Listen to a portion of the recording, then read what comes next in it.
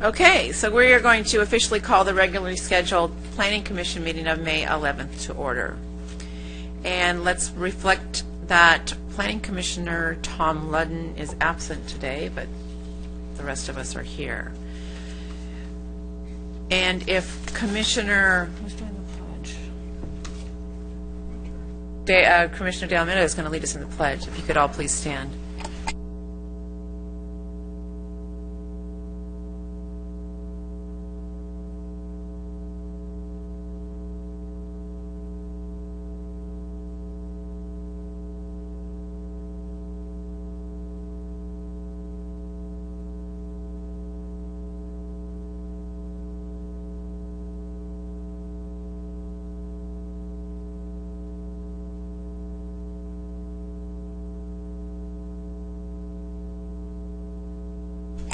Do we have any public comments off the agenda? Heiko Peschel. Okay, so before we do that, we'd ask if anybody who would like to address the Planning Commission not listed on the agenda, you can fill out a speaker's request form, and speakers are limited to 3 minutes each. In conformance with the Brown Act, no action can occur on items presented during public comments, but Heiko Peschel never asks for any action. You might be surprised.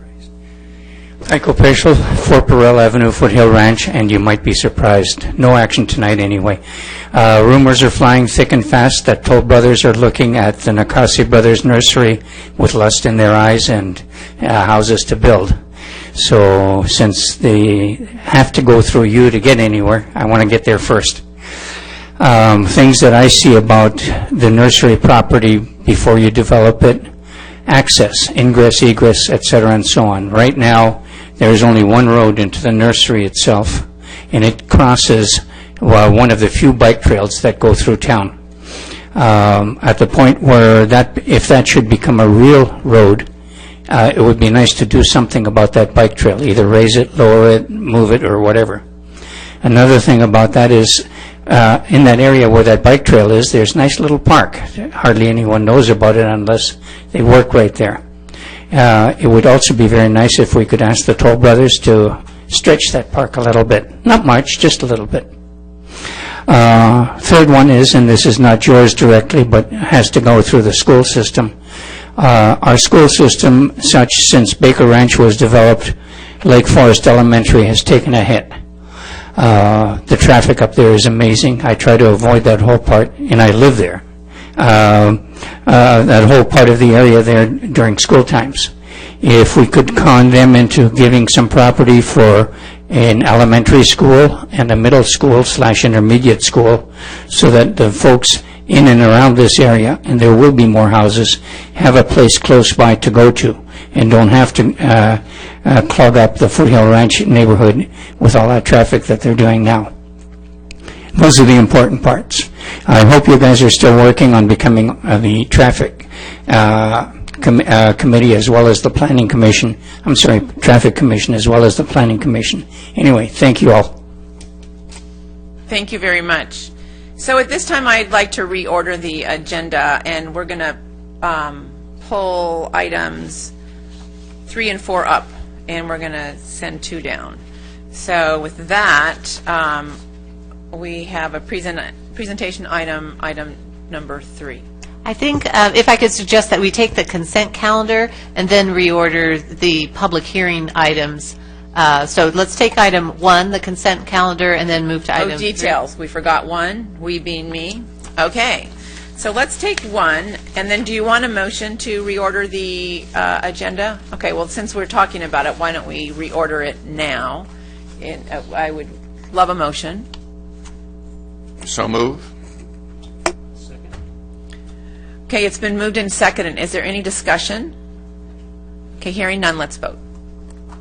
All right, so we will now hear item number 1, Gail. That's correct. And it's the consent calendar. So do we have a motion to approve? Yes. Second. It's been moved and seconded. Is there any discussion? Hearing none, let's vote. All right, now, Gail, item number 3. Okay, item 3 is a use permit and plan sign program for a new restaurant building with a drive-through with late-night hours. And Jennifer Mansour has a report this evening. Good evening, Chair and Commissioners. This item is a site development permit, a use permit, and a plan sign program for a new drive-through restaurant building located in the Lake Forest Market Shopping Center on the corner of El Toro Road and Rockfield Boulevard. The proposed site was previously occupied by a mobile service station. A portion of the property along El Toro Road and a landscape easement on the corner of the property was bought by the city in the early 2000s as part of the city's El Toro widening project. This significantly reduced the size of the site and required the service station to be demolished in 2004. During the operation of the former service station, gasoline was released into the soil and groundwater. Environmental remediation activities have occurred on the site since about 1998 and were deemed completed last month. The state maintains a list of contaminated sites called the Cortese list, and this site was on the list when we started this project last year. Pursuant to state regulations, because the site is on this list, the project cannot be exempt from the California Environmental Quality Act. Accordingly, the project required a mitigated negative declaration, which was prepared by Michael Baker International, and that environmental document is included in your report. The proposed building will be approximately 988 square feet, and the tenant for the building is proposed to be Dunkin' Donuts. The building doesn't have any interior dining, but includes a walk-up window, a small patio area, and a drive-through. The drive-through has been designed to accommodate stacking for approximately 9 vehicles, and the applicant submitted a queuing study for the drive-through prepared by a traffic engineer that concluded that the design and configuration of the drive-through would be adequate to serve the estimated demand of the Dunkin' Donuts. The proposed project incorporates design elements that are consistent with the craftsman architectural theme that's encouraged by our city's design guidelines, and the building facades are well articulated with different wall planes, varying heights, roof heights, and changes in the building material. The project also includes some changes to the existing parking lot at Lake Forest Marketplace. The changes include the creation of a new drive aisle on the southeast side of the property, the relocation of 11 existing parking stalls, and the addition of 6 new parking stalls at the site. The project is located in the Community Commercial Zoning District, and the new building meets all development standards and applicable zoning code requirements. As I mentioned, this project also includes a use permit. The use permit is for late night hours. The request is for 24-hour use of the drive-through. However, initially the applicant is only going to operate the restaurant from 4 a.m. to 11 p.m. This request was reviewed by Lake Forest Police Services, who recommended approval of the request with conditions related to noise and security, which are included in the draft use permit resolution in your packet.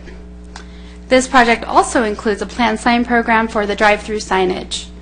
The proposed signage is not excessive, and the signs are well placed to lead customers through the drive-through entrance. The signage has been placed so that it is not highly visible from the surrounding streets, El Toro Road and Rockfield Boulevard. Staff is recommending the Planning Commission approve 4 different resolutions for this project, one for the mitigated negative declaration, the site development permit, the use permit, and the plan sign program. Both the applicant and the city's environmental consultant are in the audience tonight, and I would be happy to answer any questions you might have on this project. Thank you. Thank you. All right, so does anybody have any questions? Staff? Maybe you're not the one to ask, maybe I'll ask them. Initially, we'd be approving it for 24 hours, but they want to do it initially 4 a.m. to 11 p.m. Do they need to let us know when they're going to be 24 hours, or could they do 24 hours on the weekend and sometimes during the week, or how does that work? So if we approve the use permit, it would be allowed to be 24 hours at any point if they so chose. They started, and maybe they could speak to this, but they started with a request for 24 hours and changed it well into the process, and so we had already done the environmental and everything was 24 hours. So we maintain the same 24 hours, but practically they may not use that. However, the 4 a.m. to 11 p.m. technically is still late night hours per our code because of the 4 a.m. to 5 a.m. hour. So they still needed the use permit.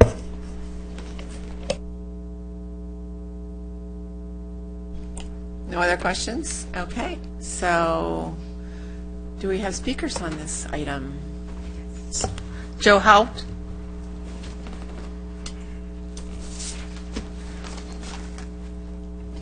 If you could just state your name and city of residence, please. Okay.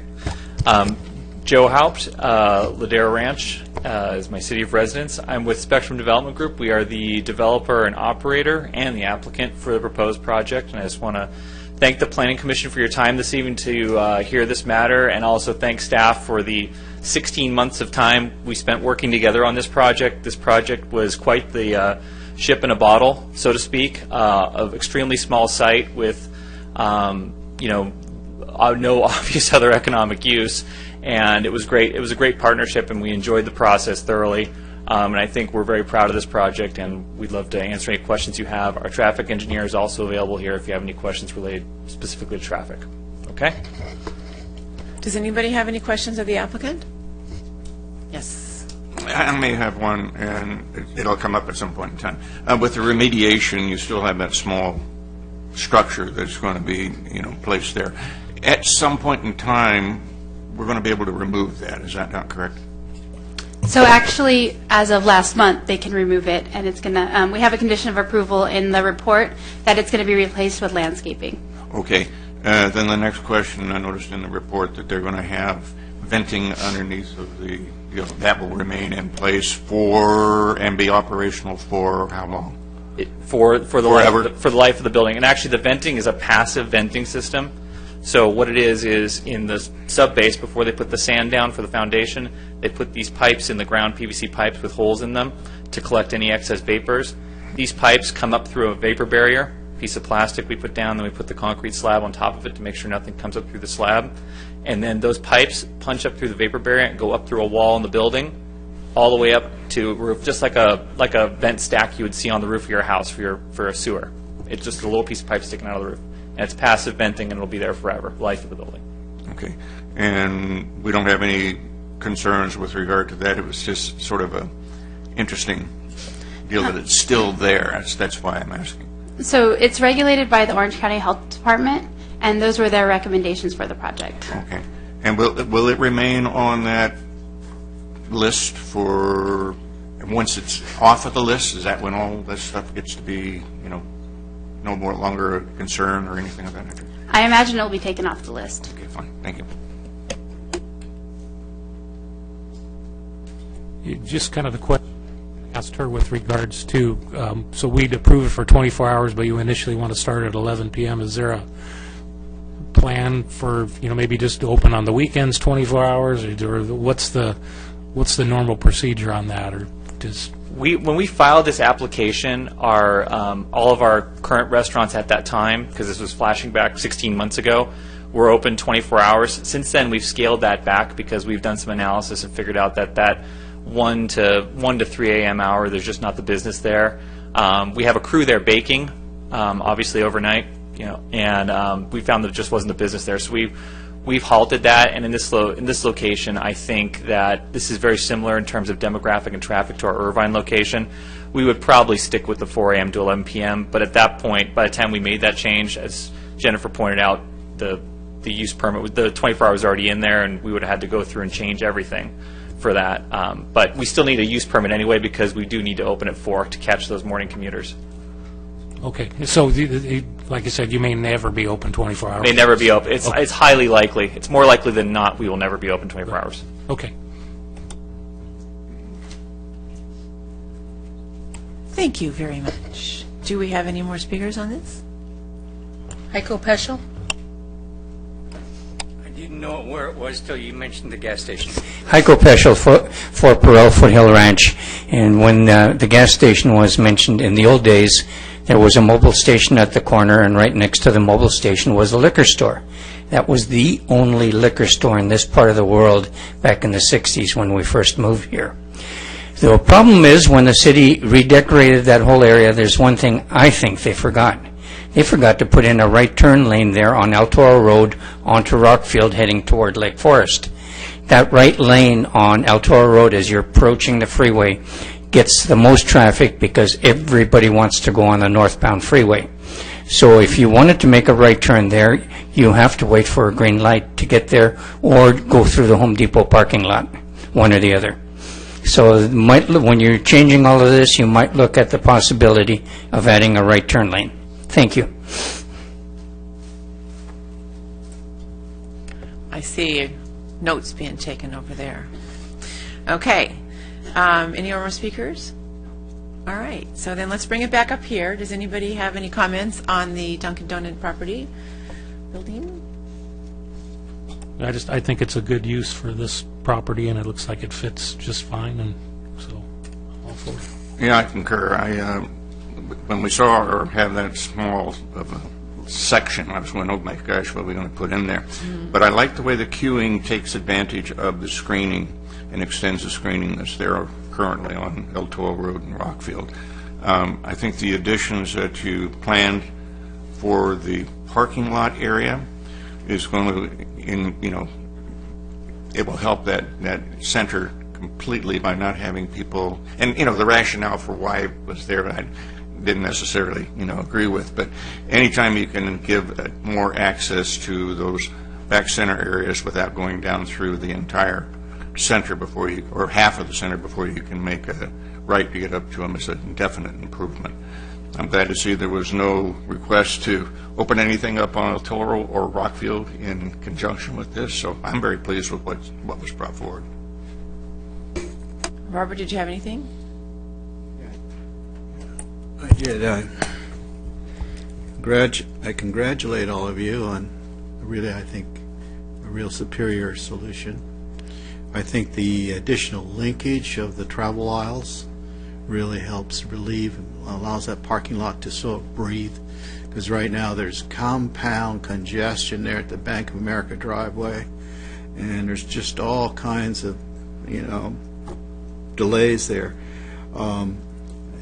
Regarding the 24-hour operation, I think from the police departments, if I remember correctly, they're all in favor of the idea of some late night, early morning activities are good for centers as opposed to being all dark. Of course, that's so busy there that it's not a problem. I like the solution, and I'm prepared to support it. Great, thank you. And I really think that circulation is going to do that center a great deal of good, so thank you. There's no other comments? There might be one. Just because we do have a planned sign program that is there, I'd like to just mention it, that I did in fact looked at it. Okay, I think it's appropriate for the size that we are doing. It's not overly signed, and overall, I really think the whole thing is done very, very tastefully. It's definitely going to improve that intersection there. With that, would somebody like to close the public hearing and make a motion?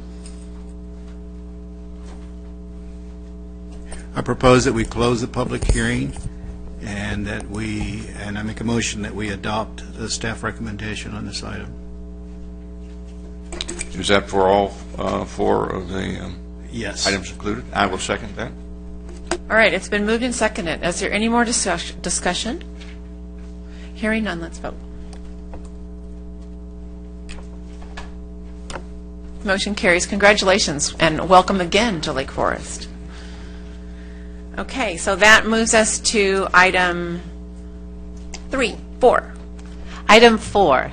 This is a use permit to construct and operate a self-storage and truck trailer rental facility on Geronimo Road, and Amy Stonich has the staff report this evening. Good evening, Chair and members of the Commission. Today we are talking about a proposal to construct a new U-Haul self-storage and truck trailer rental facility at 25290 Geronimo Road. The 172,000 square foot 3-story building would contain a self-storage lockers build portion, delivery and repair portion of the building, and an office showroom. There's also a 5,350 square foot warehouse building, a display area for rental vehicles, and truck rental parking area. The project site is located at the corner of Geronimo Road and Orange Avenue within the city's light industrial area. It's adjacent to residential properties to the north, commercial uses to the west and east, and industrial uses including a lumberyard to the south. The light industrial area is made up of a mix of light industrial, commercial, and service uses. In 2013, a proposal for a U-Haul self-storage and truck trailer rental project was approved by Planning Commission, but it was subsequently denied by City Council. The Council's concerns included architecture, size and bulk, the lack of transition to the residential neighborhood, and the prominence of the truck display. The 2013 proposal for the U-Haul facility was denied by City Council based on concerns of design. It had slightly more square footage and was oriented with the main self-storage building along Orange Avenue. It also oriented the truck display area prominently at the corner of Geronimo Road and Orange Avenue, and there was an equipment shunting area visible from Geronimo Road. Limited on-site parking was proposed based on the applicant's submittal of a parking study to justify the shortage of parking. When the project was called up by Council, there were concerns expressed about the design. Specifically, there was no site study provided to show the sight line from the neighboring residential properties of the U-Haul facility. The building appeared too large and out of proportion and didn't provide good transition. There was no turnaround on the site, and the rental vehicle display was discouraged from being so prominent from the corner. This new project includes two buildings: the self-storage building, located here, an office, the DNR building, and the U-Box warehouse. There's also the truck rental parking located in the center of the site, and the display area along Geronimo Road, with a loading area as well.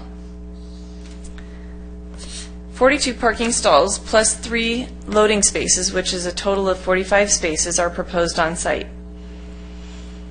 10 of those spaces would be a display of rental trucks along Geronimo. Other trucks and trailers would be stored centrally on the site.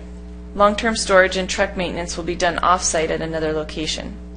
The project includes closing one of the existing driveway approaches along Orange Avenue and providing one at Geronimo Road.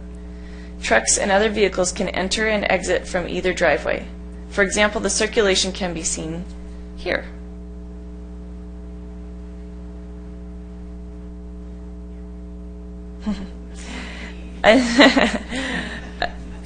A new median was added as well. Go through that one more time. Let's see. So the truck that just left on Geronimo is making a right-hand turn only because there's a new median since the prior proposal. Landscaping will also be installed on the site around the entire perimeter. The plant palette includes new trees, shrubs, succulents, and ground cover, which is intended to buffer between the U-Haul facility and neighboring uses and provide a pleasant view from the street.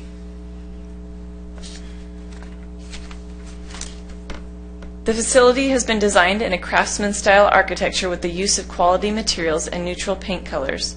The buildings are concrete tilt-up with cement plaster walls. Standing seam metal roofs top the warehouse building, the office, and an architectural tower on the self-storage building. Stacked stone is provided at the building corners and at the tower feature bases. New clear glazed windows and bronze frames will be used on the office and the self-storage building. The height limit for the light industrial area is 35 feet. Architectural features, such as tower elements, may exceed the height by 10 feet. This project proposes heights that are consistent with these standards. Setbacks along the property lines typically range between 10 and 20 feet, although there is no setback from the southeast property line abutting the lumberyard. The project proposes setbacks that meet or exceed the minimum requirements, therefore it's consistent with the city's site development standards. In summary, staff supports the project in that it is consistent with the light industrial area design guidelines. It will be constructed in the craftsman-style architecture using quality materials. It meets the site development standards.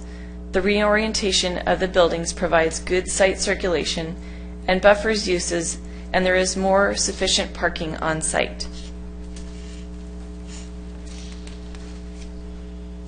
The applicant has taken the City Council's concerns into consideration and revised this project to address those issues. Specifically, the buildings were reoriented, with the L-shaped building at the rear, with the warehouse building blocking the immediate view of vehicles that are stored and on display, and the landscape buffer that's at the perimeter of the site. Additionally, the truck rental area is not highly visible from the street, and the craftsman-style architecture includes quality materials. With that, staff recommends that the Planning Commission find the project exempt under Class 32 for infill development and adopt a resolution to approve the use permit to construct and operate a self-storage and truck trailer rental facility at 25290 Geronimo Road. This concludes my presentation. The applicant and the architect are present, and I'm available to answer any questions. Question? Amy, so I go back up time and I'm trying to remember now. On Geronimo, you say there's a raised concrete center divider now? That's correct. Okay. So if somebody... There are trees, including crepe myrtle, that are along the street. However, that doesn't start until beyond this project site. Okay. Which brings me to the central point. As the chairperson said, the property owners have a certain right, and we should consider also the residents there. I looked at the landscaping plan, and I have to share it with you. It was really hard to read, and I had to do a lot of research, and I had to look up the trees and look at the whole thing. And the trees that are selected there along the front are very popular in Phoenix and such, and they look great after they've been there 5 or 6 years. The thornless Paulus verde is a pleasant little shade tree, but it's almost a shrub. It takes quite a while for it to get up to 20 feet. I mean, they have to be there maybe 5 years or so. And I think there's a conflict between us wanting to have landscape to soften the bulk of those buildings versus the proponents' idea of making sure that their trucks are visible. And I think there has to be a balance there somewhere. I looked at this illustration, and I'm sure that they didn't intend it, but if you look at it, there's all the trees are missing there in the front along, and the trucks aren't shown. And if those trucks are like 12 foot high or 10 foot high or whatever, that's be quite an eyesore. And what I'm thinking about is, I'm glad the project's coming along. U-Haul is a good company. And I just want to say, there's no way somebody's going to miss that 3-story building there. They're not going to drive by it by accident. They're going to see it. And I think you have plenty of signing opportunity on the corner building. I would prefer not to have the display of those vehicles there. I would prefer to have the customer parking along that area and push the building, put the vehicles up around the building. It's just, I've seen it in Phoenix, I've seen it in Las Vegas. They're just piled up there right on the street, and they just look terrible. So those are my thoughts. I'd like to see us maybe increase the landscaping so that there's actually some softening. You could see that if you have plant material and look right through it, you can still see that the trucks are there. They're not going to go away. But it'll give you a softer edge. And I think the neighbors across the street and the people driving by deserve to see a softer edge along the front on Geronimo. And basically, those are my thoughts.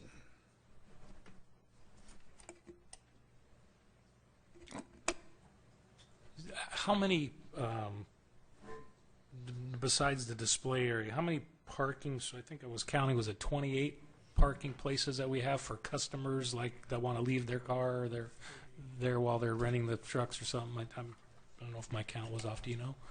So there are 42 spaces plus 3 loading spaces. 10 of those, so 32 would be available for customer parking. Okay. And maybe how many trucks maybe we could ask you guys, how many trucks do you generally at one time have there for rental? Is there a approximate number? I mean, conceivably, would every spot always be taken by customers renting trucks, or how about how many would you keep on site that were for rent? Is there a Of the 32 spaces? Is Well, that I'm the just question? wondering, yeah, I mean, I'm just saying how many generally, I mean, conceivably, somebody could come and say, hey, I'm sorry, you didn't reserve it, we don't have any trucks for you to rent this weekend or whatever. How many do you generally keep on site for rent? So it's a moving target, but generally speaking, certainly, sorry. Eric Crocker, I live in Temecula, California. It is a moving target. There's never, I couldn't answer that with 100% assurance, but I would tell you right now, in the other site there in Lake Forest, it's approximately around 20 trucks at any given time. And so as the truck goes out, certainly a customer could leave their car and as they rented the truck. So is that, I assume you've been doing this for a while, is that generally for every truck that's rented, a car is left, or what's the, Absolutely again, not. that's a moving figure, but Most of the time, the customer does not leave a vehicle. Normally, they've been given a ride to pick up a truck and go back, because oftentimes they're moving and taking their vehicle with them. I would say probably, and I'm just throwing a number off the top of my head, but probably around 30%, 20% of the time, customers actually leave vehicles behind. okay. And usually those are because of the short day trip. They're going to take care of it and be back on the same day and take their car. It's rare that we have a car left overnight, for example. Okay. I'd like for us to think of a conditional approval in where we accept the display of the vehicles along the front of Geronimo, but in exchange for that, we increase the landscaping along that area to soften that front. Let me jump in on that. If you get a 12-foot high truck and you replace it with a 12-foot high shrub, you still got a 12-foot obstacle. It's very difficult to obscure a vehicle of that size, and I think we'll all be in agreement with that. I don't know, even if a landscaping buffer was put there, whether it would be effective enough. The concern I have is you have 10 spaces for 10 vehicles. There will be 10 vehicles there, almost assured. Okay, at varying sites, sizes, assortment, etc. I don't know why they have to be displayed. This is a facility rental. People go there and they need to see the vehicle. They go to the center of the deal. Aesthetics is part of what the commission, in my opinion, is probably one of the most important aspects we have, beyond safety, health and safety and welfare. Okay, the aesthetics are a major impact to the community. And that's really what, as I'm going by, I know the people that live across the way from it. Okay, we'll look at it continually. Okay, that's a concern there. However, the individual that is simply going by is also adversely impacted by that line of sight. Okay, and that's my concern. I don't know if there's, I would my personal preference would be to say, okay, if there are any other alternatives that might be proposed by the applicant with regard to that, I'd be more than welcome to hear those. Okay, if they could come up with a buffer or screen or whatever have you, that would help mitigate that particular problem. It may be that we, limit the number that can be parked up front, but then it becomes a enforcement issue. And I remember we had towing, Blair's Towing, same type of situation initially. It took us years to get that remedied, where we were, they always say, we won't put the trucks there, etc. They always were there. So it's not an easy issue to address, but it's one that's going to be there from this point forward once it's approved. And I would prefer to get it right rather than to do it. And right now, it's in my mind, it's not right. David, I agree with you. And I know that they would like to have that display area, but I feel it's not necessary. And we ought to consider the idea of indicating to the applicant that a significant portion of the project is acceptable, and maybe ask them to come back and see if there's an alternative to eliminating the display of those 10 trucks along Geronimo. Yeah, I would be in favor of that, and in conjunction with that also, we still have the vehicles that will be stored in the center of the area. Something needs to be done to, in my mind, form some portion of screening for that. And then, you know, I'm looking at the aesthetics of the building, the fact that it's inviting. You've got customers that will show that they're there, okay? And if they have to walk 10 feet, 20 feet to see the truck they want to rent, it's going to happen anyway. So I would be, you know, like to see if they'd be, you know, in favor of coming back and helping us out with a little bit of that to give us a better feel for it. Madam Chairman, could we ask the applicant to come forward again, and we can quiz him a little bit on his reaction to our comments right now, and then we'd have to figure out how we shape any condition we may be considering or action we're Well, considering. before we do that, I think we should finish our discussion up here. I mean, All right. I like the idea, but I don't know that we're done yet. Yeah. If I may interject, if we ask them to bring it back to us, I would suggest that we have them come back for a date specific with some plans so we could look at them. For us to try to construct something here that would, you know, define that particular display or absence of, or whatever mediation that you're doing, that's not necessarily what we're here for. It gives them the opportunity to bring it back and present it to us, and then we accept or deny it based on that. Yeah, I've never been by a U-Haul place that didn't have trucks on display in the front. So that seems to me it kind of goes together. And to your point, there's no point of having a display area if you're going to put trees and stuff in front of it. So it's either you have it or you don't. Now, we may be able to work something out. Instead of having 10, they could have just one of those display areas, so 5 of them. But I just think that's just, and like I said, every U-Haul place I've ever been by, they have trucks on display in the front. So anyway, that's just an observation. It's an observation and well taken. I've been to several of them also, and I note that the majority of them are not in the middle of the city, are not on necessarily a predominant drive-through within the city. Okay, they're generally, for the most part, tucked back a little bit. Okay, this is, I mean, right up in front and personal. Okay, it's a good selection of the site, et cetera, for visibility and things of that nature. So I think it's incumbent upon us to make sure it's done right. I'd just like to bring City Attorney into this discussion. So staff has presented with the applicant a design that they're recommending, and they have told us that the design and the whole application meets our city guidelines, and it passes all the tests. So what a couple of our commissioners are talking about now is asking the applicant to go back and to the drawing board, basically. I, of course, look at that as time and money, and for a project that has been probably a lot of time and money. What are our options here, and how can we go about not getting ourselves into trouble? Thank you, Madam Chair. Your question is, there's been discussion on the Planning Commission, amongst the Planning Commission, about how to deal with aesthetic concerns is what I'm kind of the overarching concern.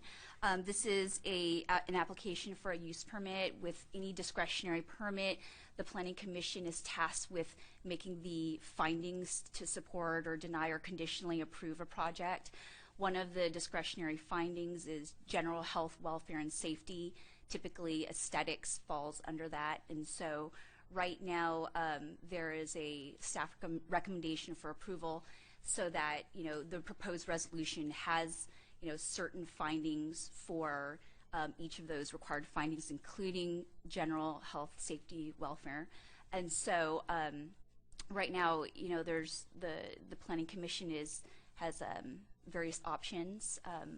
One, the ones of course, are recommended approval, denial, conditional approval, or to suggest this continuance, perhaps under the finding of health, welfare, and safety. Another option that I've heard is conditionally approving it, and with requirements regarding aesthetics and landscaping. And so the Planning Commission does have these options before it.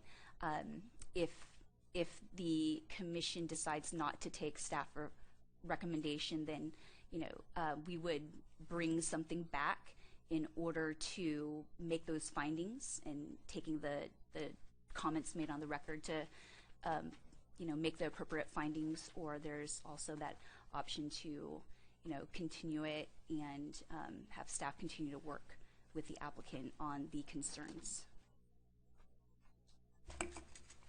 I want to remind us that in the staff report, there was a series of conditions that the council organized and sent back to us, and one of them specifically discusses the display of those trucks there along the front. And I think we should give it serious consideration. I think the applicant heard all our different opinions here, and hopefully they can craft, and I don't mean going back to the drawing board, where what we're talking about is manipulating the parking areas or screening of some kind to get a compromise. I think we're close. I think we need to come back. If I could jump in on that, Madam Chair. We're 4 here tonight, okay? And if it's not my mistaken, if I'm not mistaken, a tie is denial. Commissioner Carter, that's correct. Okay. That's another thing that leads credence then to bring this back at a time when all 5 of us are here, because that would in fact give it an actual fair hearing at that point in time. I would hate to think that it didn't move forward because we didn't wait for that tie-breaking vote that might be here, or an opportunity to bring more into line what we're trying to do. So that would be my recommendation.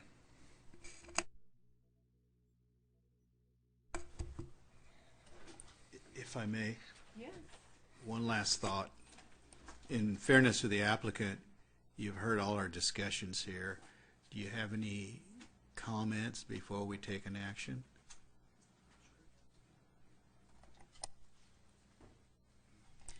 Well, let me ask if the applicant would like to come up to the microphone and make comment. Please. Jim Lorimer, Phoenix, Arizona applicant.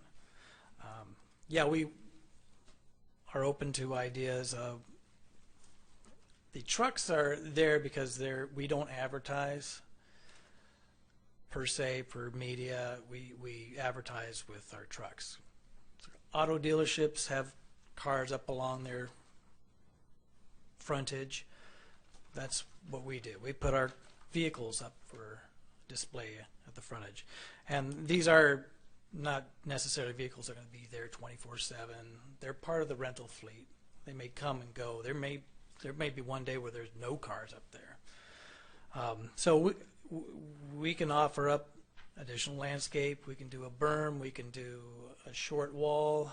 We generally don't do fences and tall walls just because for security's sakes we want people to see into the property. We don't want a hiding place for stranger danger. So we generally don't put walls around our facilities. We keep them down. If we buy a facility, we take the fences, we take the walls down just to keep that open and security available.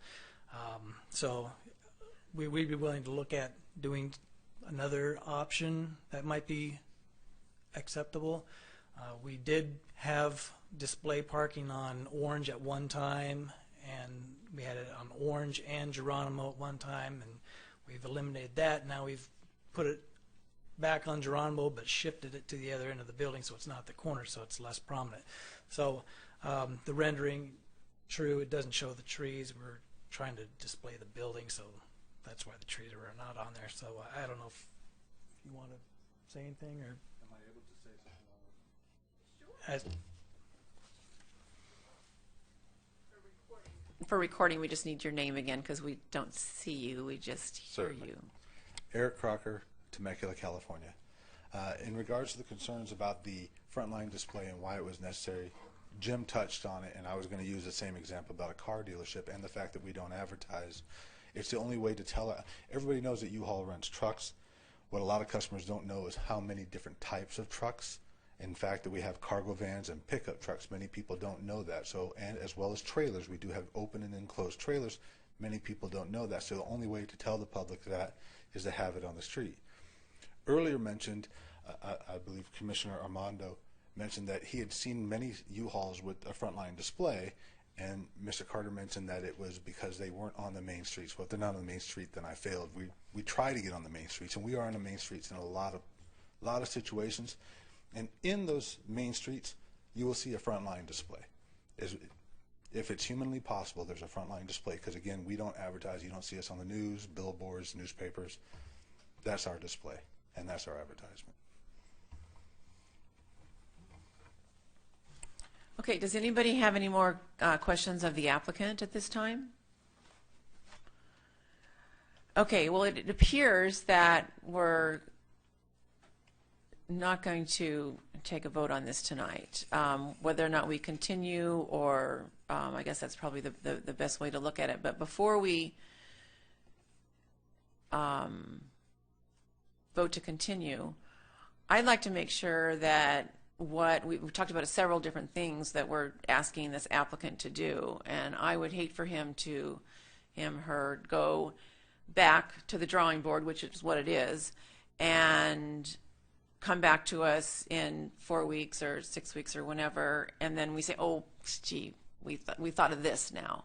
So I'd like to kind of get consensus from up here. What exactly do we want to see happen with this, very specifically? And I'll start with David. Oh, I get to start with me.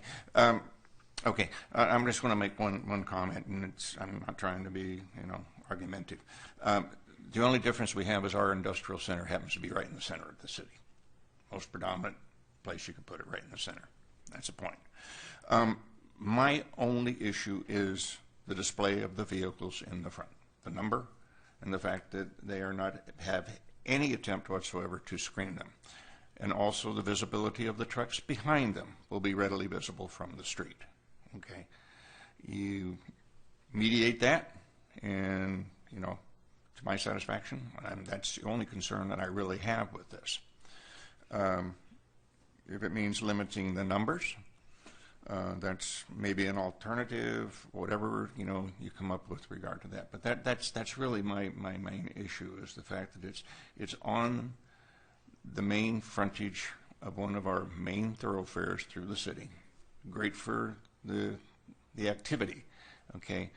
But even automotive displays have some form of screening, so you do not see the entirety of the car. I think you'll all find that the majority of them have a 3-foot hedge in front or something of that nature to soften that, to buffer it to some extent. So mine is primarily buffering and line of sight visibility into those display areas. Okay, and I think, Eric, when Mr. Carter was talking about the interior, and I saw you kind of, did you roll your eyes?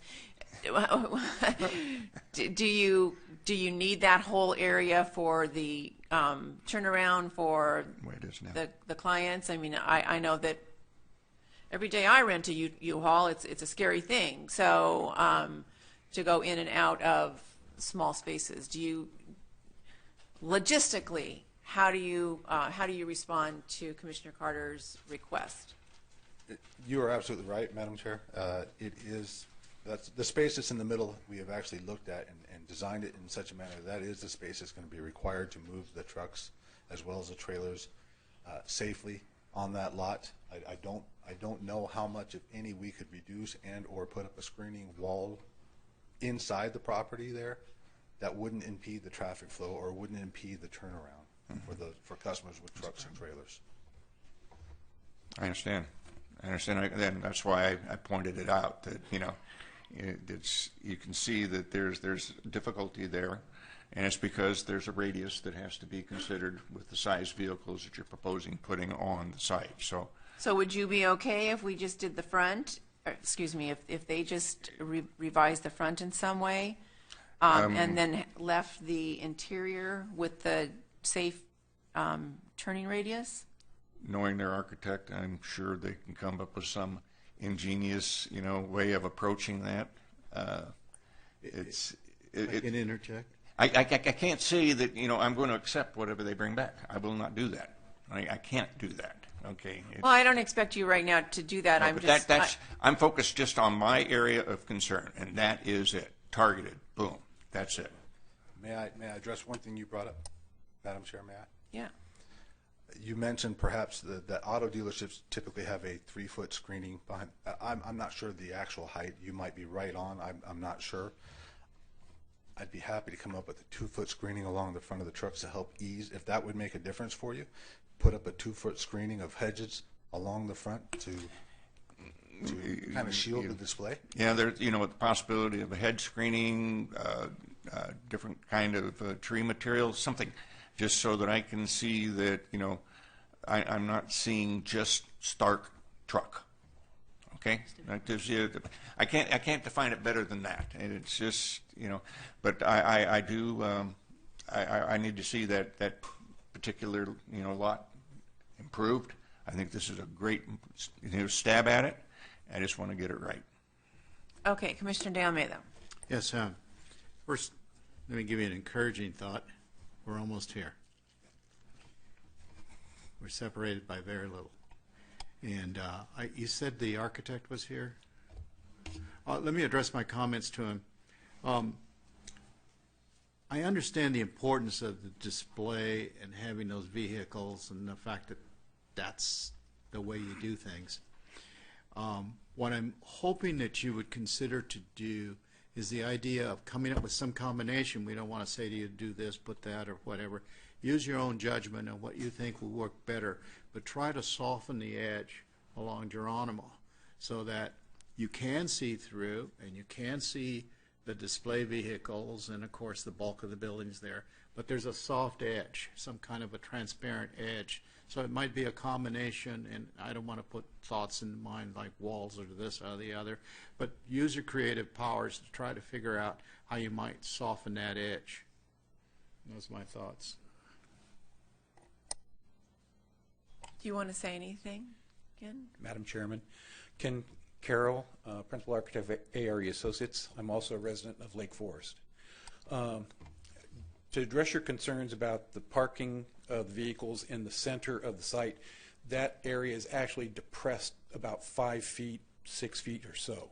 So the vehicles are already going to be down from street level at that point. So additional landscaping will screen those particular vehicles from view, which is something I don't think anybody realized, that it's already down quite a bit. Plus the rear building that everybody's talking about is depressed down and built into the hillside that's currently there. So we're trying to minimize the height of the building as much as possible, and we're actually below Ganal Lumber's top of their wall.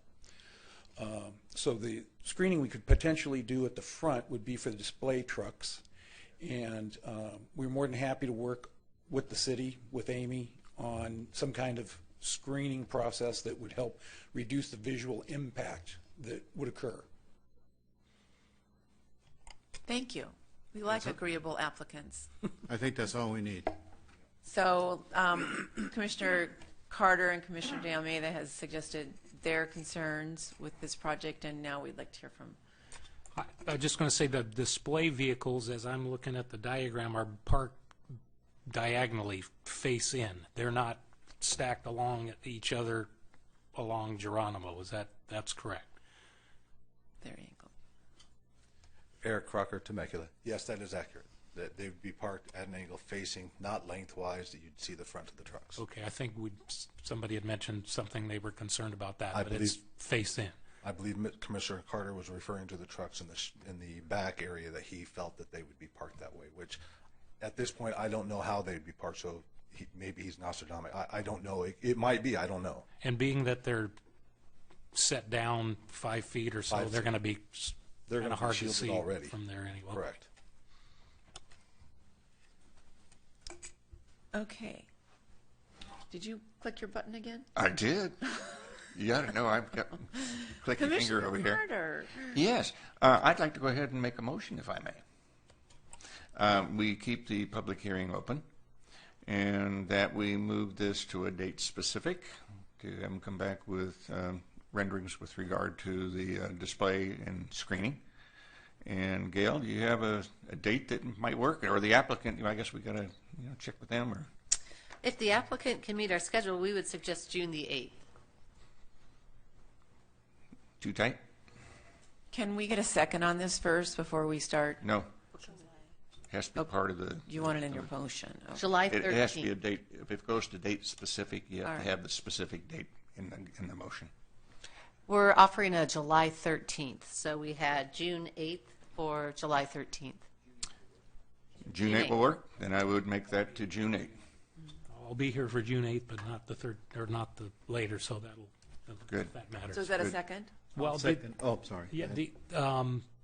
Can you second it first before we have discussion? I'll second the motion. okay. It's been seconded. Discussion. I was just going to say, for, just so I know and for you know, you're not working on anything else except for the display vehicle portion of it. Everything else is sort of okay, I guess, without taking, okay. Okay. Okay, so the one thing I would like to add, and I would like to encourage staff that that we work diligently with this client so that they will be ready on June 8th, so that there's no more continuances for them, and they have the opportunity to get started on this project. Should it be approved at the earliest possible convenience. So, and with that, is there any more discussion? If not, then we'll just vote for the continuance till June 8th. Okay. Wow, I didn't think we'd all agree on this one tonight, but we did. Thank you very much for your patience. Madam Chair, could I ask for a restroom break, please? We are having a 5-minute break.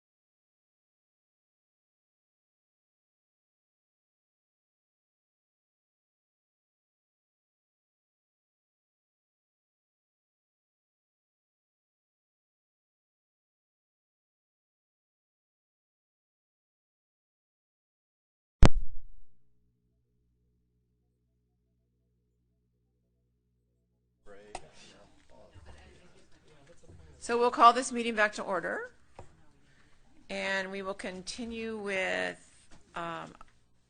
agenda item number 2. Agenda item number 2 is a zoning code amendment to update portions of Title 9 and Title 11 dealing with transitory housing. Amy Stonich also has a report on this item. Good evening, Chair, members of the Commission. The zoning code amendment proposes revisions to Chapter 9 and 11 of the city's municipal code. The city-initiated amendments incorporate new definitions and uses for conformance with state law and to clarify existing rules and interpretations affecting transitory lodging and other uses in residential and non-residential districts. Transitory lodging uses provide temporary lodging and include short-term rentals, boarding houses, and hotels in a residential district. There can be adverse secondary effects on neighborhoods associated with these temporary or short-term housing uses. This use is not currently permitted, yet the city has seen an increase in these uses and related complaints. The draft ordinance expressly defines and lists transitory lodging as a prohibited use in all single-family and multifamily residential districts. The terms short-term and long-term have also been included for clearer interpretation and enforcement. The limited home rental is also included to allow a homeowner to rent his or her primary residence for a single period of fewer than 30 consecutive calendar days each calendar year. This is intended to allow property owners to rent their home while they are away for a short period of time on a limited basis each year. The code amendment also includes the interpretation of provisions to permit state-licensed alcoholism or drug abuse recovery or treatment, called AOD, facilities, and community care facilities in conformance with state law. In short, it clarifies that an AOD provides residential non-medical services to adults recovering from problems related to drug and alcohol. State law requires that AOD facilities that are licensed by the state to serve 6 or fewer persons be allowed and regulated the same as a single-family residential use. Therefore, a proposed ordinance adds language to the list of permitted uses in each residential zone to reflect state law. Community care facilities provide non-medical residential care, day treatment, adult daycare, or foster family agency services to children and adults with disabilities or who need other assistance. These are also required to be permitted in residential districts, and so the proposed ordinance amends the definition and implements a 300-foot buffer between facilities for consistency with state law. The code amendment also sets forth limitations on home occupations, so they are only allowed as incidental uses to a primary residential dwelling. Lastly, it includes revisions to definitions and regulations for child daycare facilities for consistency with state law. Essentially, these changes clarified that commercial-type uses, such as daycare center, are not permitted in residential districts. You will note that there are revisions to the staff report and attachments before you on the dais tonight. This includes changes that were inadvertently made to the large family daycare. It was not the intent to change the entitlement review process of small and large family daycare uses. Therefore, staff made a revision to the large family daycare to be a permitted use, as is consistent with current practice. If you have any questions, I am available to answer questions. Do we have any questions of staff?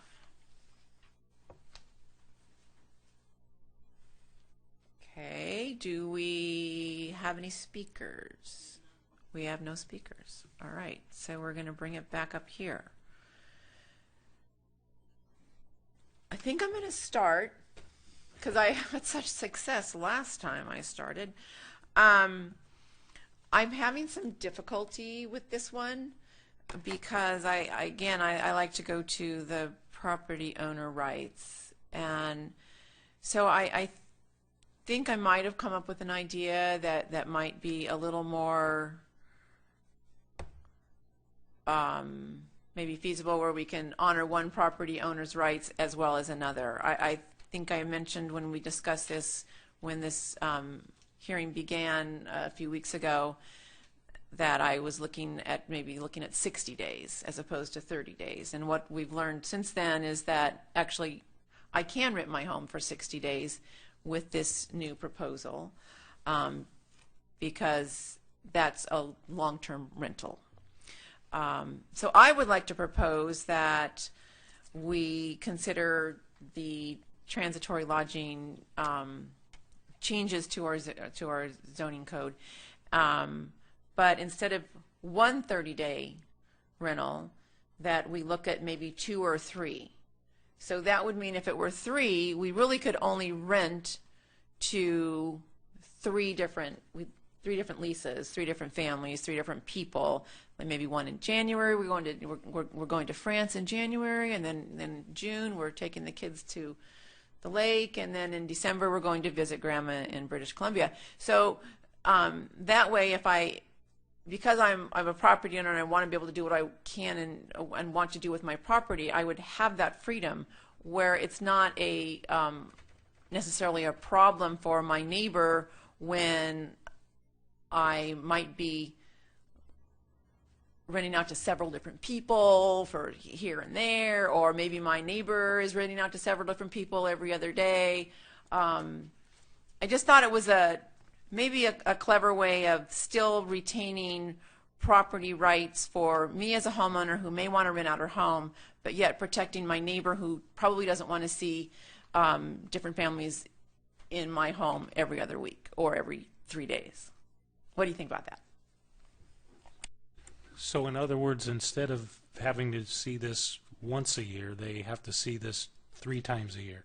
Nobody has to see anything. No, what I'm just saying is that if you're the way it is now, you can rent your house out for one time a year. Mm-hmm. So your proposal would be to be able to do that 3 times a year, 3 different people. So what you're saying is your neighbors, you wouldn't have to see them this time and that time and that time. Now it'll be 3 times a year instead of once a year. And it might be that when I go to visit Grandma in British Columbia, I'm only going for a week, but that would be my 1 30-day period. So I would not be able to rent out those other 3 weeks to anybody else. But my 1 week that I go visit Grandma in British Columbia, I can rent out to your family that's coming into town and needs extra lodging for your Christmas. But might somebody then say, well, I only used a week, so I've got 2 more weeks? No, it's a one-up. It's a one-time deal. The 30 days is just one lease, and it can be 1 day or it can be 30 days, and that's the way the proposal is written. And I'm saying that instead of just 1 30-day, we add, I'd like to say 3. And the reality is it may not happen too often, but at least it's an option for me as a property owner to have the right to do with my property as I might need to for my own finances. I mean, if I'm a school teacher and I want to travel, but in order to do that and become a better teacher, I need to rent out my home so that I can afford that travel. It's just an attempt to find a solution to, or not taking away all my rights as a property owner and what I can and cannot do with my home. And again, I think we have to go back to the fact that if I were doing that now, I'm probably doing it illegally because it's not legal to do it in Lake Forest, but we're not really following people that are doing that, so people are doing it. But I'd like to make it legal so that if I do decide that I want to rent my home for more than 1 30-day period, I would have that opportunity for 2 or 3. And I would just ask that you would support that little addition to the transitory lodging proposal that Amy has so eloquently presented.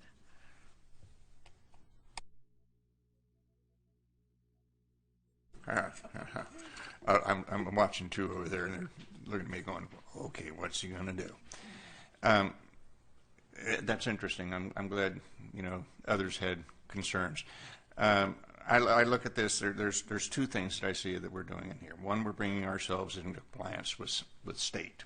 Okay, and we had a big discussion with regard to a couple of items on that, and that's what we're trying to do. I don't know whether this is something that we have the option to change, and I would have to ask council if that is something. And the question I would have, and I would throw this also to you, Jolene. You're the property owner, and this is the problem that I have, and being a property owner myself, although I signed a CCNR agreement, okay? And as long as that's allowed within the CCNR, I have no problem with it whatsoever. My concern is, and I see it happening more frequently, is overreach, where, you know, the placement of solar cells on your rooftop and all of that, or you no longer can say no, but you still, depending upon what your CCNRs who have ability to say where they can be placed on the home. We bring it into some form of compliance. So the purpose we're doing here is we're bringing this into compliance with state. I understand that.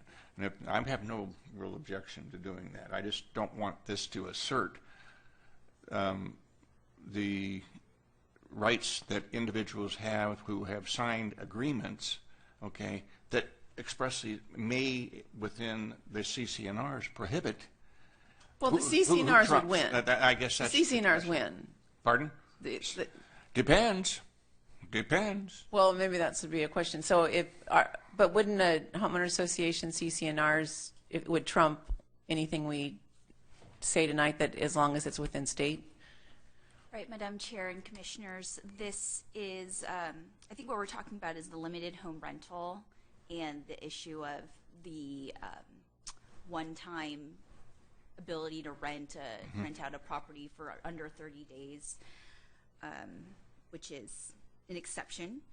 This isn't meant to, overpower private agreements. This is, a discretionary action, and it is intended, as you mentioned, Commissioner Carter, largely to bring Lake Forest's code provisions into compliance with state and current practices in the city. This is discretionary language that, staff... We could make that change. Right. Okay, to that one. But my point is, by making this change, and bringing it to state and clarifying, if you will, our practices with regards to transitory lodging, we are adding this 30-day, which then really does change the game. So I'm saying let's add more than just 30 days, and not anything more 3 30-day blocks of time for one leasee during each block of time. All right.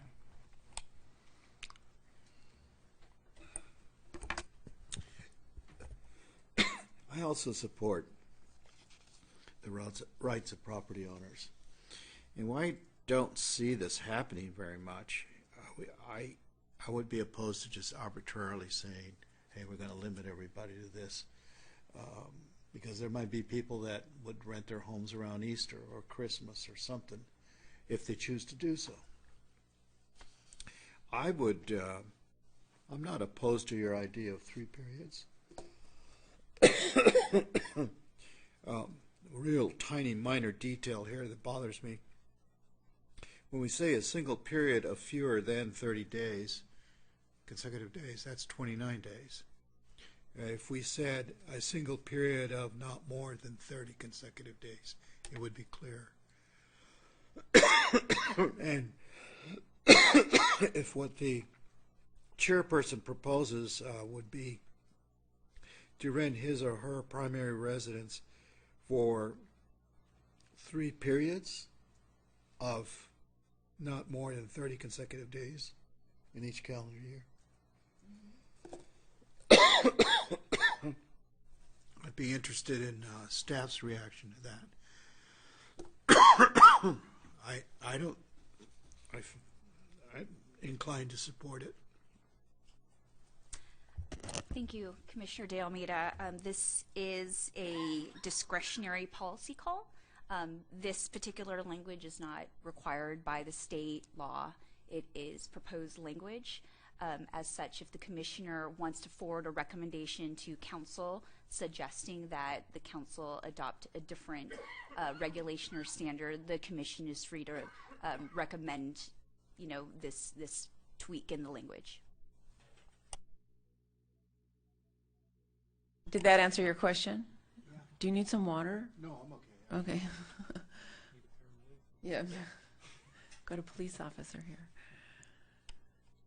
So, does anybody want to close the public hearing and make a motion, or did you want us to, Mark? So we do 3. So where did that figure come from? Why not 4? Why not 5? Why have any restriction at all? I mean, is that just an arbitrary number or what?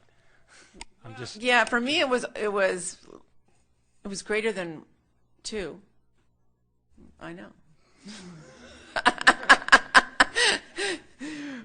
But I think that if my neighbor were renting out their home every 30 days to somebody else, and I then all of a sudden, let's say it was 6 months, or let's say it was 8 months, then all of a sudden my neighborhood is changing. Because I don't know who's coming in or who's going out. But I thought, well, 3, we've got 4 seasons. We'll do 3, and it's still it's a 30% concession to the property owner that wants to rent out their home, and it's a 70% win for somebody who doesn't want to see anybody but a long-term tenant or a homeowner living next door to them. So, and I kind of like to side with the long-term homeowner, long-term rental person, because that's what we have neighborhoods for. That's what we have residents for. But I also do want to look at somebody who might have vacation holidays, and they might look at the income as a good thing, and they might just like to do that. So I pulled 3 right out of the hat. I have some thoughts on that. I tend to agree with you. I think there's a balance here, and I think 3 periods of 30 consecutive days wouldn't hurt anything. The 1 period of 30 days really restricts the property owner. And I'm thinking, whether it's Easter, Christmas, or certain seasons where someone might want to do it. And I also recognize that we're not Balboa Island, where houses are constantly being rented. And I'd hate to see us just arbitrarily ratchet the thing down so tight that it prevents somebody from doing something.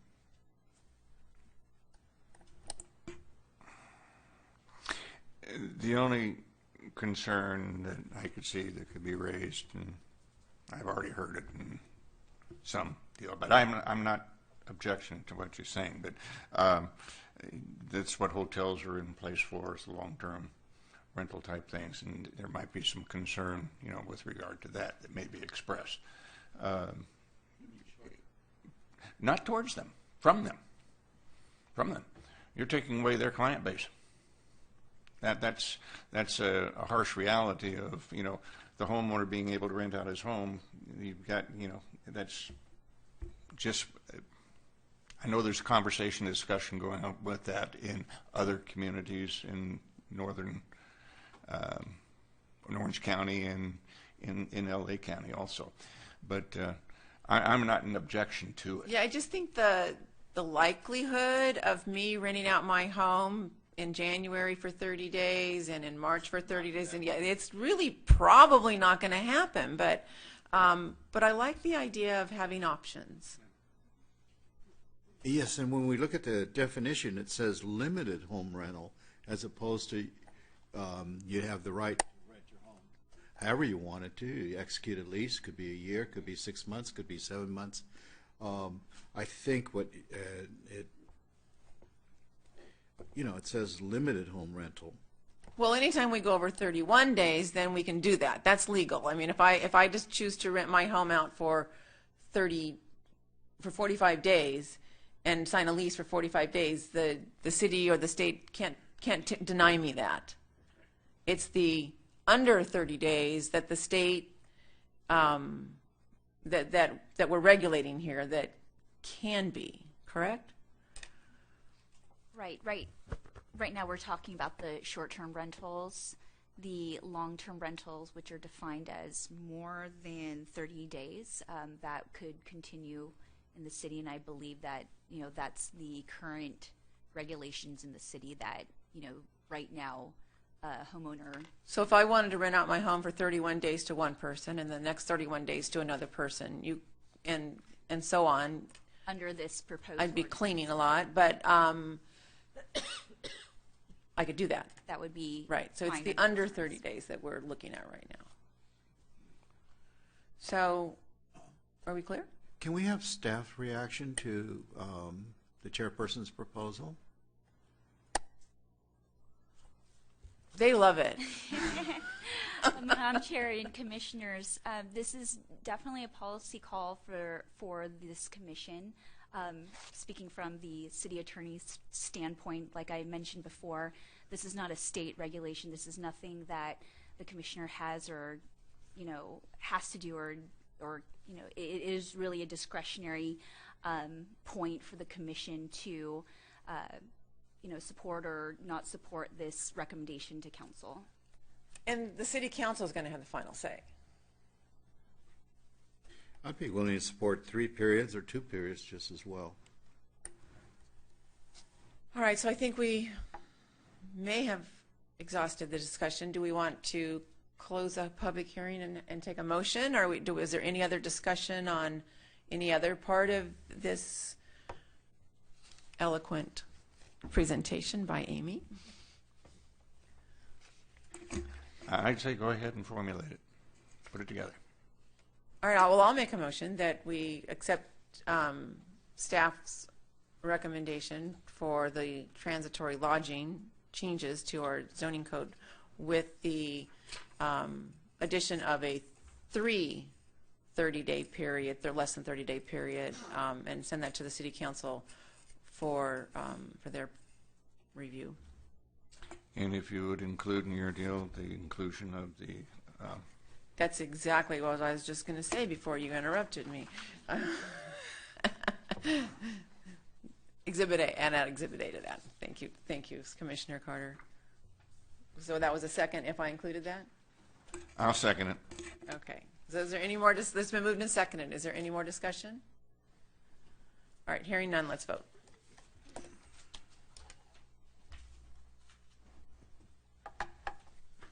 Okay, so the motion carries 3-1. And just for clarification, I'm voting yes on everything except for the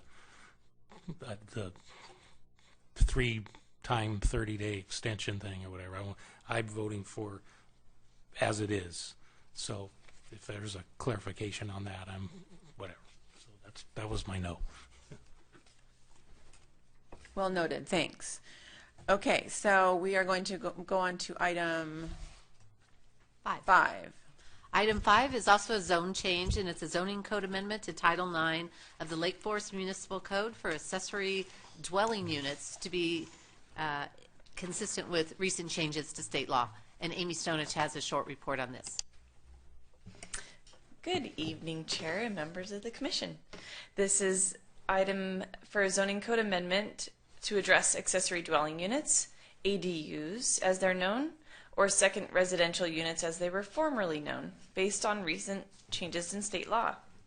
The city has an existing ADU ordinance, although it is currently preempted until adoption of a new ordinance that conforms to state law. In general, the city's prior ordinance allowed ADUs in all residential districts where a single-family residential structure existed.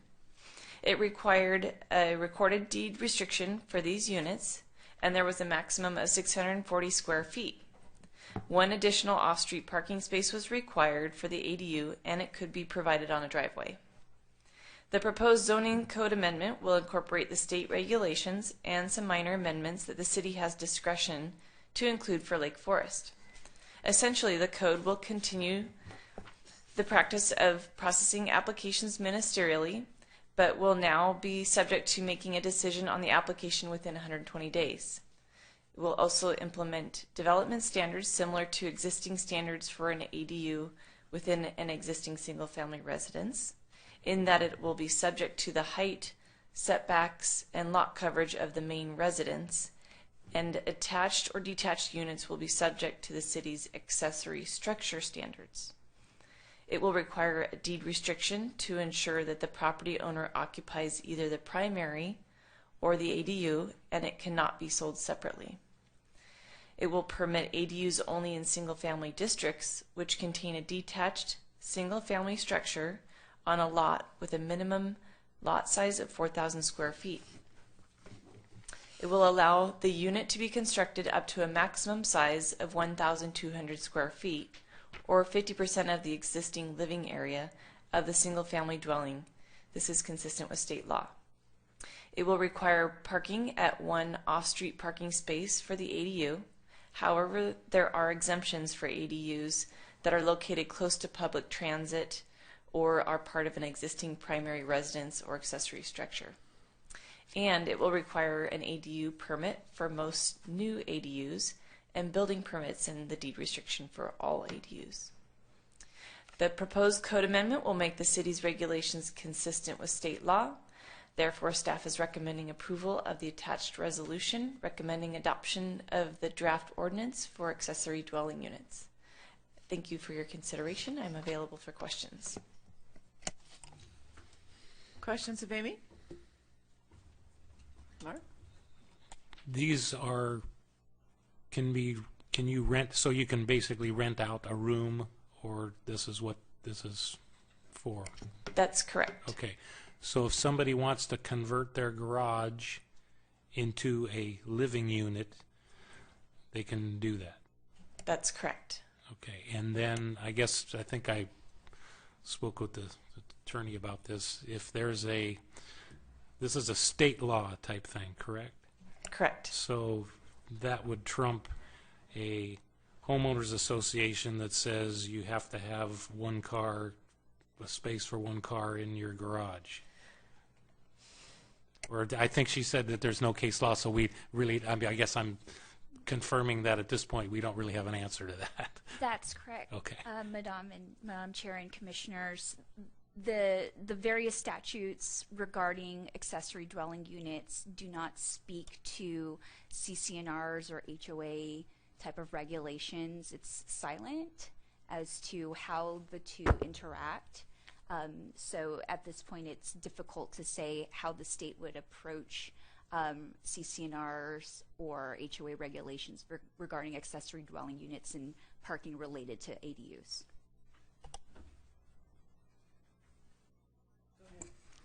Well, I can see you guys struggle with this one too. I struggled with the previous one, but this one I have the same concern. You know, the state doesn't care. That's essentially. I'm sorry. I'm going to be blunt, and I know we're bringing it in compliance, so we have very little leeway with regard to it. That's the thing that concerns me. I don't know. Well, if you were to have one, maybe I'll just ask for a hypothetical. We have a homeowner in an area within the area, meets the 4,000-foot criteria that you've established, okay? And within the body of their CCNRs, they prohibit it, okay? And they come in and put an application into the city to do this. Who wins? That's the question I have, and if we don't address it sometime, it becomes a traffic issue, a parking issue. It's the same thing. I mean, it's, you know, you've got things that were established, and that's not really what bothers me. I think any new development we have come in can be brought into compliance because their CCNRs are in process of being developed in compliance with state law at the time. My problem is that I signed my agreement in 1985. And, you know, I'm seeing potentially things just gradually, you know, being taken out of our control. Who's our? Association. I signed a contract. That's the thing that you know. If you were to, in our association, if you went to the city and you got a permit, right? If you then started constructing on your property without approval from the HOA, we would stop you from doing it. Okay. But see, what happens is you have a conflict there. Okay. Well, except say, that say then- the HOA says, which I would tend to agree with, would say no. Okay. So Now then the that property homeowner owner- has the- now the property owner comes to the city, and the city says, well, it's permitted. He goes, No, it's "Hey, the property owners, and correct me if I'm wrong, it's the property owners and their responsibility to take task with the HOA, and would probably have to take them to court, and then you'd have case law. But it's not us, it's not the city, it's the property owner. If they don't like the answer, then they can take it to the Supreme Court. Okay. Then I'll be the advocate for the property owner. And this is just the chicken and the egg and all of that. We got the horse and the cart, the barn, the silly things already out in the courtyard playing around, and now we're trying to rectify some problems that were generated and created and continue to be generated. It's just, let's have the city attorney. She's like ready to. She's ready to light Yeah. up. She doesn't say very many words, but when she does, we need to listen. I'd be happy to weigh in. I know, having discussions with staff before on similar issues, I understand that when an applicant comes in for any project, for a residential renovation or home improvement, whatever it may be that requires a city approval, there will be a stamp that the staff usually, stamps on the plan saying, you may need to consult with your HOA and your CCNRs at that. So that the city acknowledges that, though the city doesn't enforce CCNRs. Those are private agreements between property owners and other property owners. And so it would be incumbent on the property owner who's requesting an ADU to figure that issue out with their own HOA. I can't speak to what will happen in the future, but I can assure you that this is not the first planning commission that I've dealt with this issue and has had the identical questions about the interplay between HOA, CCNRs, and this new state law.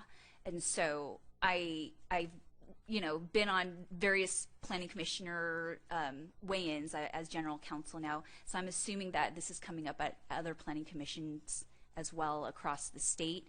And so we anticipate that either the state is going to address this at some point or there is going to be some case law on it. And until then, the best answer I can give is the statute is silent on it.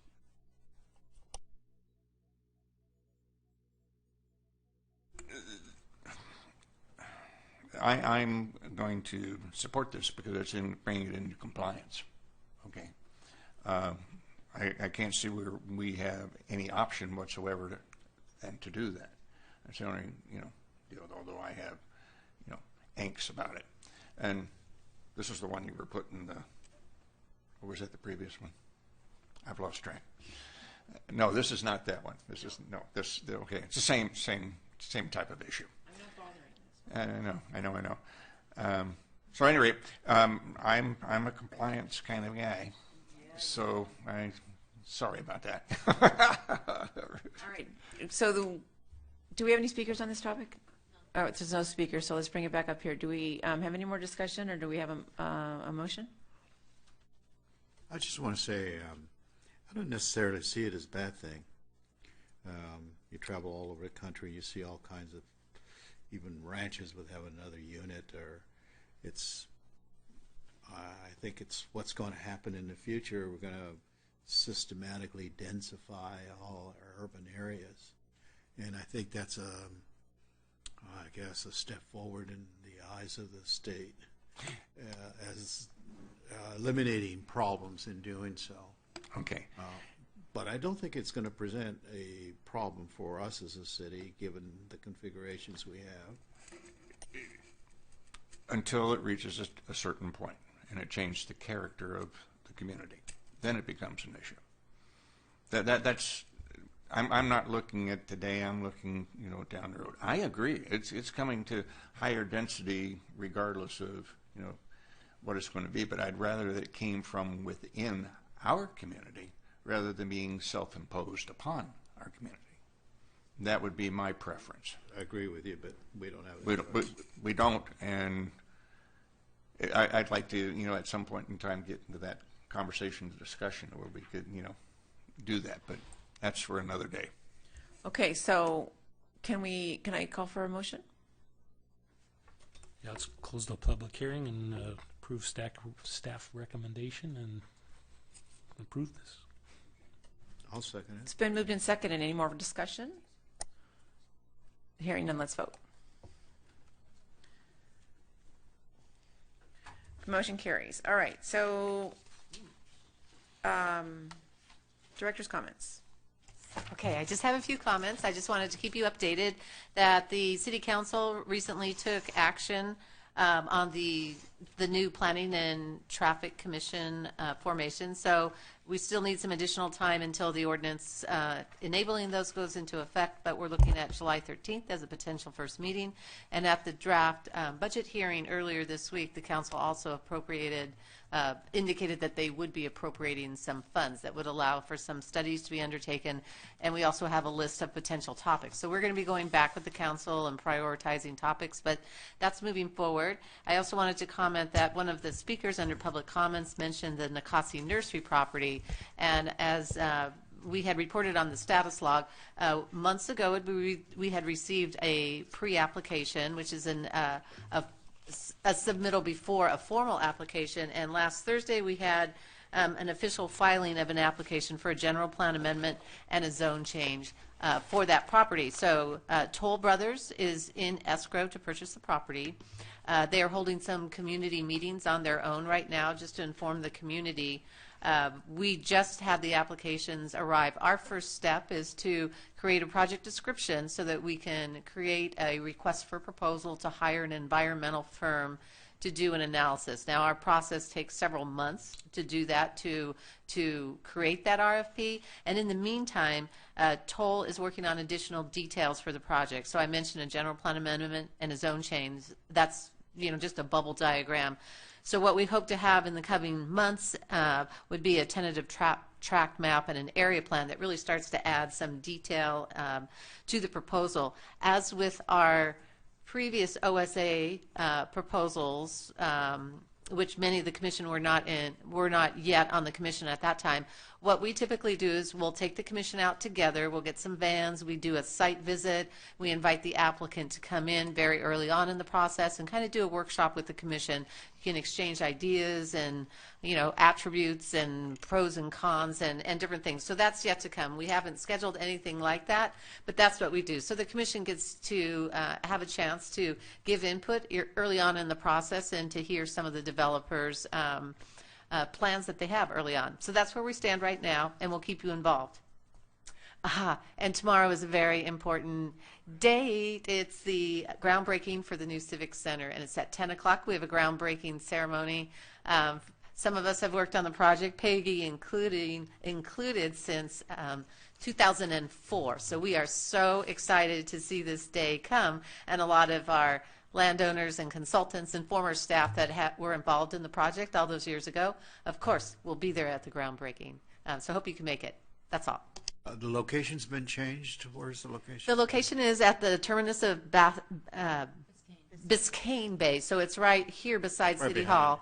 There's a gate. The gates will be open onto the IRW property. Just go, it's about a half mile into the site.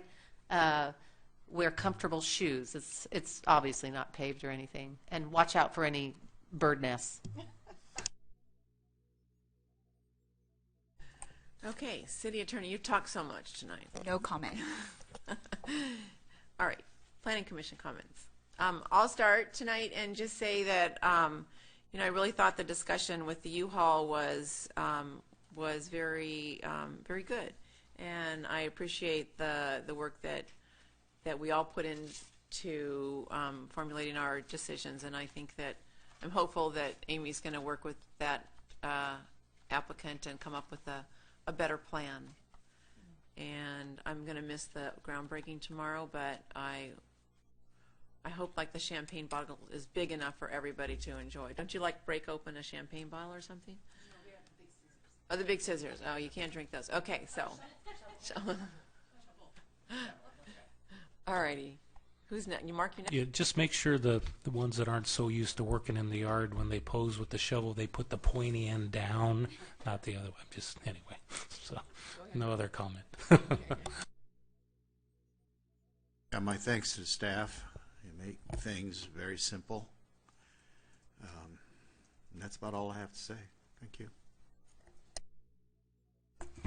I'm going to be at the groundbreaking, and I'm also, hopefully I won't be late because the Chamber's putting on SSBS, which is Secret Strategies for Business Success. And I forget what the actual short title is of it, but that'll be going on at the recreation facility.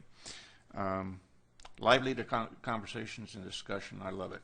I really do. I think we did a good job tonight. Yeah, but that's it. All right, with that, we will adjourn to the May 25th meeting.